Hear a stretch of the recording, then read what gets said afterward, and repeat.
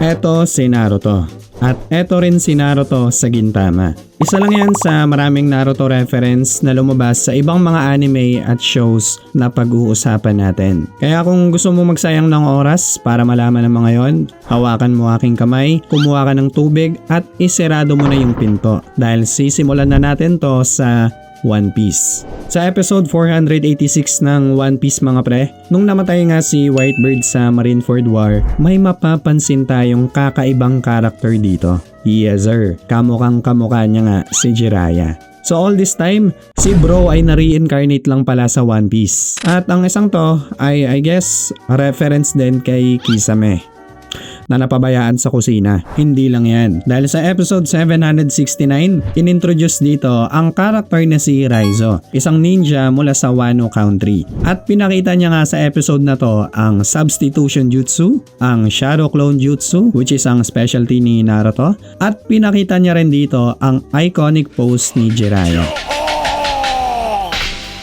And fun fact, ang Japanese voice actor ni Raizo ay ang voice actor din ni Might Guy sa Naruto. Hindi lang dyan nagtatapos mga pre. Dahil nang patapos na nga ang last chapter ng Naruto Shippuden, nag-decide si Ichiro Oda, ang author mismo ng One Piece, na isingit si Naruto as a tribute sa chapter 766 ng One Piece. Kung matagal ka nang nanonood sa akin, alam ko na ilang beses ko na itong nabanggit, pero isasama ko pa rin to.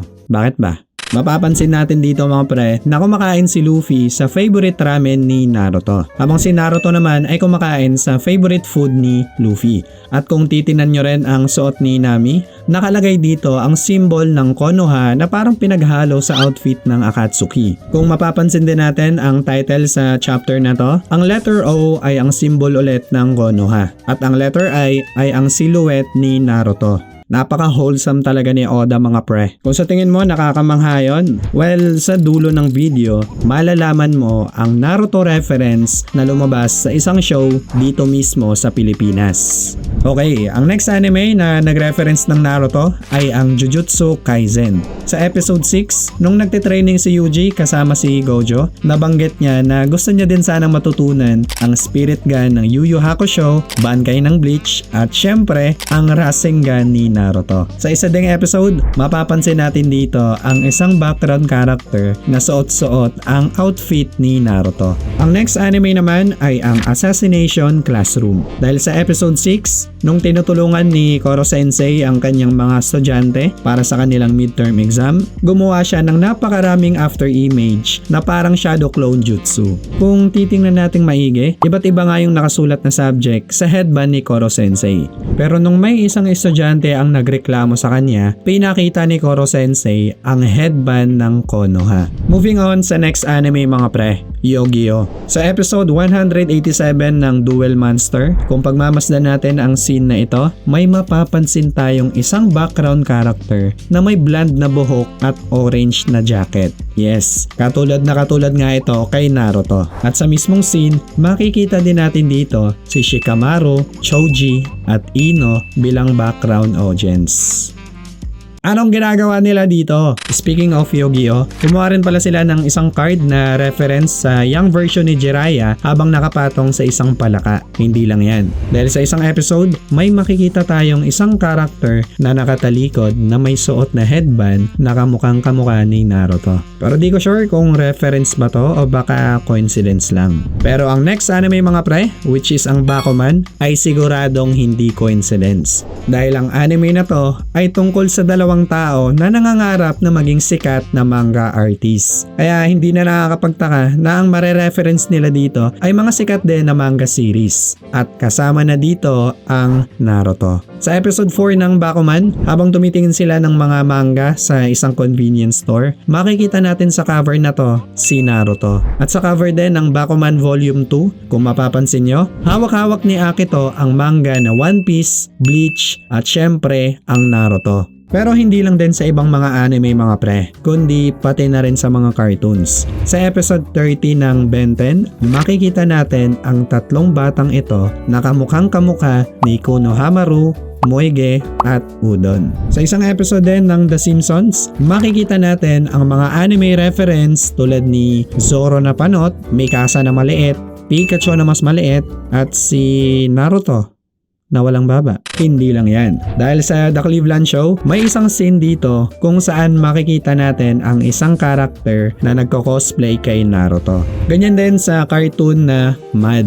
Sa Season 1, Episode 19, gumawa sila ng parody version ng Naruto na ang title ay Naruto 10. Kung saan hindi lang pinakita dito ang Shadow Clone Jutsu, kundi pati na rin ang Sexy no Jutsu ni Naruto. Hindi rin nagpapahuli mga pre ang cartoon na OKKO. Kung titinan nga natin ang scene na ito, mapapansin natin ang isang Naruto keychain. Isa rin sa mga paborito kong cartoons noon, which is ang Adventure Time, ay nag-reference din sa Naruto. Sa isang episode, naglalaban nga si Finn at Jake bilang mga ninja. At ang mga atake na ginamit nila dito ay galing sa Naruto. Tulad na lang ng Shadow Clone Jutsu at Naruto Hand Sign. Pero hindi lang din sa mga cartoons mga pre, kundi pati na rin sa Marvel Comics. Dahil sa series na Deadpool Team Up, may isang scene dito kung saan sinabi mismo ni Deadpool na gusto niyang maging isang Hokage. Bro, anong pinagsasabi mo? Sa sobrang sikat din ng Naruto, lumabas din ito sa American sitcom na The Big Bang Theory.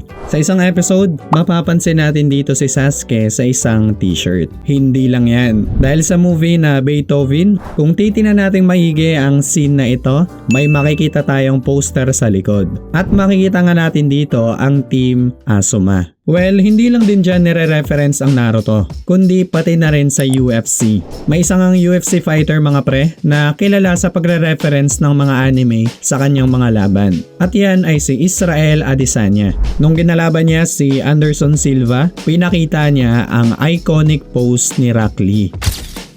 Sa isa rin sa kanyang mga laban, si bro ay nag-Naruto run, sabay nag-Naruto hand sign.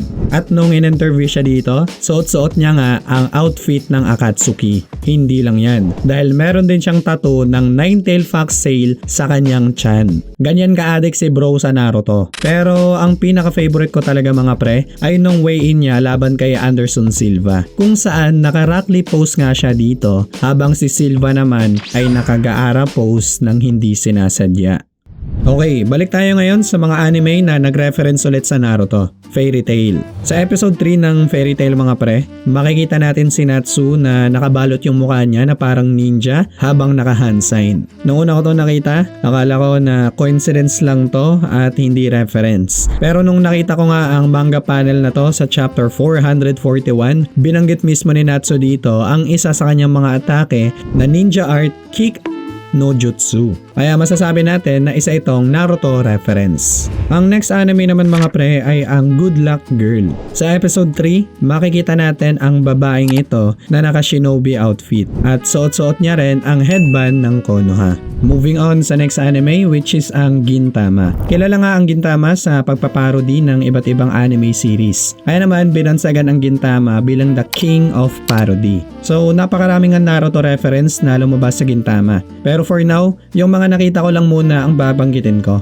I-comment yun na lang sa baba yung mga hindi ko nasama. Okay? Ang una ay sa episode 43 kung saan binanggit dito si Orochimaru at biglangang nag-transform ang mukha nito na parang si Orochimaru. Sa isang episode din, makikita natin sa eco bag na to si Chopper, si Ichigo at syempre si Naruto. Ganyan din sa episode na to kung saan na-mention ni Ginpachi ang isang teacher na ang pangalan ay Kakashi na ninakaw daw ang kanyang Sharingan. Hindi lang yan. Dahil sa episode na to, pinag-uusapan nga nila si Naruto at pati na rin ang Shadow Clone Jutsu. Pero ang pinaka-favorite ko talaga ay ang scene na to sa episode 44 kung saan pinangalanan nila ito bilang Gintama Shippuden. Talagang hindi kayo takot makapiright, no? Now, ang susunod na anime ay ang may pinakamaraming Naruto reference na higit pa kesa sa Gintama. Sa sobrang dami mga pre, halos every episode ata may makikita tayong Naruto reference. At yan ay ang anime na Boruto. De joke lang, huwag niyo ako i-bash. At last, eto na ang pinakahinihintay ng lahat. Narito ang Naruto reference na lumabas sa isang show dito mismo sa Pilipinas. At yan ay ang show na Daig Kayo ng Lola Ko. Yes sir. Sa isang episode na pinamagatang Sheena and Her Wicked Sister, makikita natin dito ang isang karakter na kamukhang kamukha ni Naruto. Anong ginagawa ni bro dito? Pero hindi lang yan. Dahil makikita din natin sa episode na to ang mga nawawalang member ng Akatsuki. Grabe ang dami na pala nila. Pero to be fair, alam ko na children show lang naman ang Daikayon ng lola ko. Kaya nagigets ko kung bakit ganito lang yung quality. Pre, ano to? Si Goku ba to?